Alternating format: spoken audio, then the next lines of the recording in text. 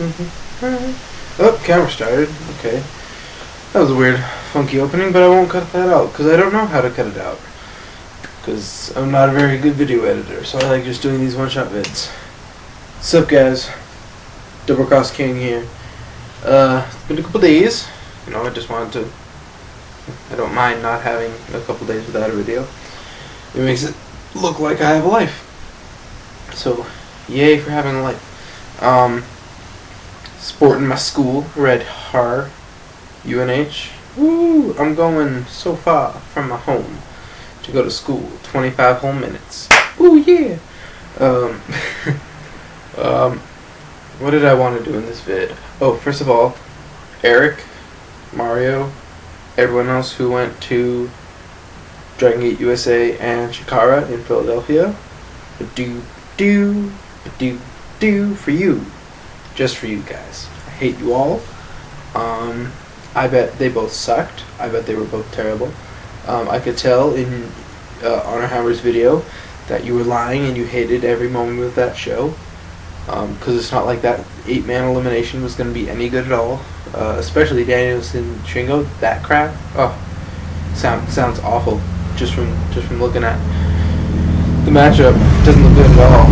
No. And Shikarasaurus Rex, it's not. Yeah, right. Because it's not like it's going to be like the greatest Chikara show of all time, the most stacked roster ever. Okay, I'm dying a little inside that I didn't get to go. All right, you got me. You got me. Ugh. And so yeah, and it sucks enough that I'm up in the Northeast and I can't get my ass in Philadelphia. Ugh.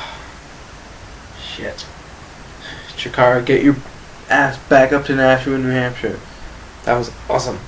But no, you gotta stay, and the next time you're in New England, you're in freaking Connecticut. Damn it. And Danielson, this is right to you, because I know you watch it. You must watch internet stuff. Brian Danielson, I told you to tell Kerry Silkin to bring ROH into New Hampshire. You motherfucker, it's been almost a year. Damn it, Brian Danielson. If you're showing up at fucking Glory by Honor, the first thing you should say when you walk in the door is, Kerry, New Hampshire needs ROH. I mean, you barely go to Boston, and the chances of me ever going to Boston are shit to shit, because Boston sucks. Boston is awful to drive through. It really is. Other people want to tell you that, but they're not taking the route that I have to, which sucks ass. I've been to Boston once. The way that I went, I never want to go fucking again. So, at the very least, go further up in Massachusetts, ROH. Damn it. And DG USA. Better. Okay, so. Okay, I got that kind of venting out of the way. Excellent. What else did I want to talk about in this vid?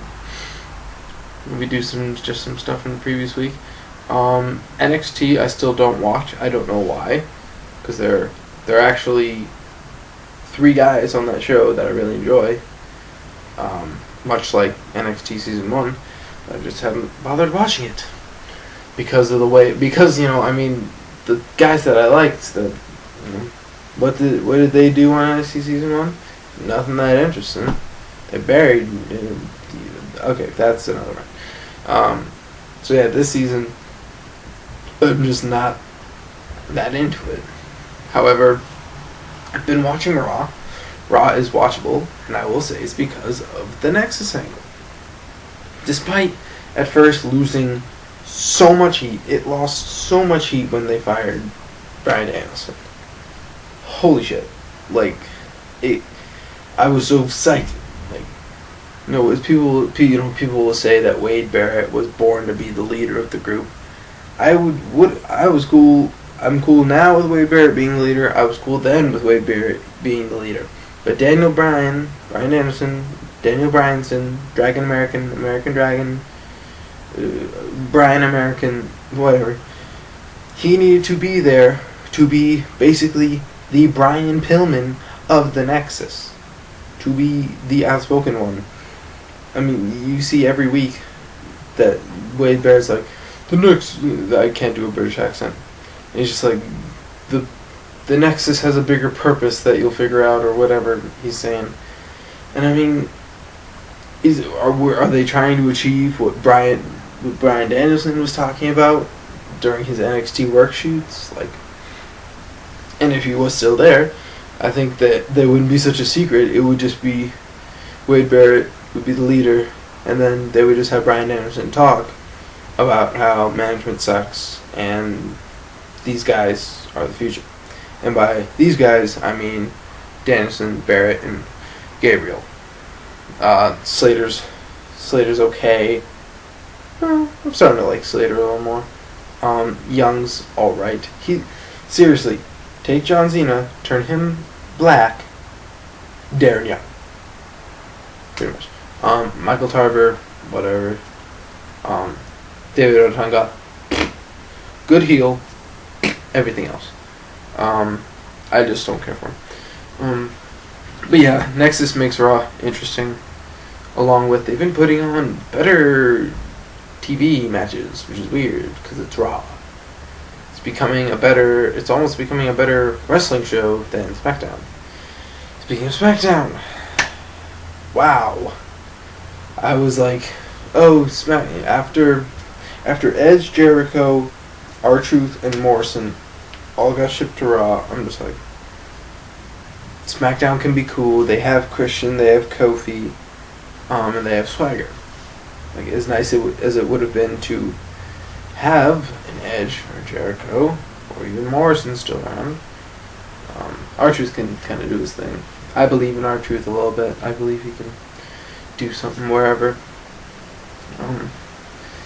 But yeah, SmackDown is just, it's hurting. It's hurting bad.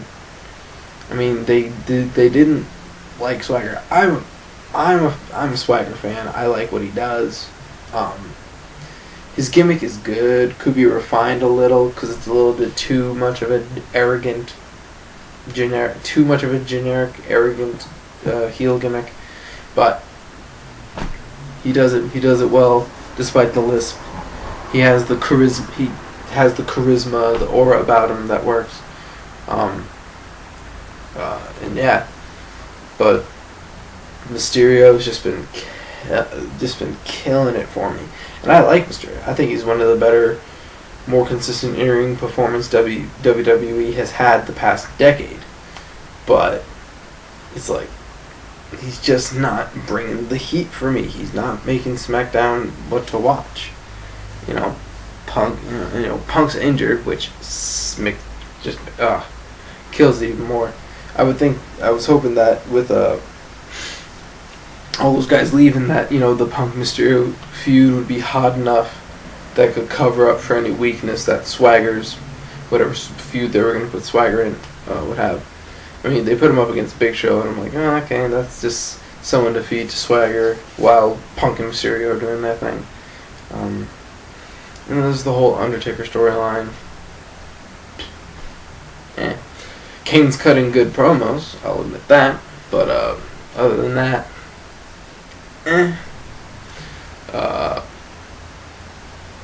Kane is world champ.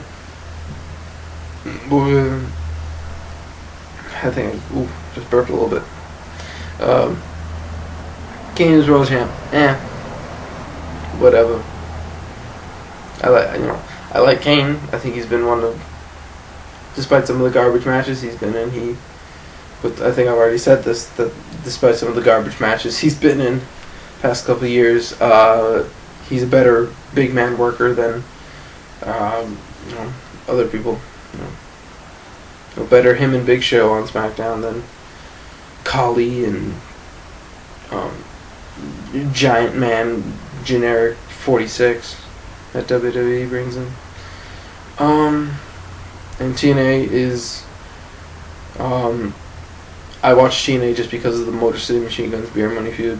It's pretty much the main reason I enjoy watching TNA. Everything else is watchable for the most part. So yeah, that's my deal fuck you, people who went to any wrestling event in the past couple days. Cause, yeah. DoubleCrossKing, stay classy.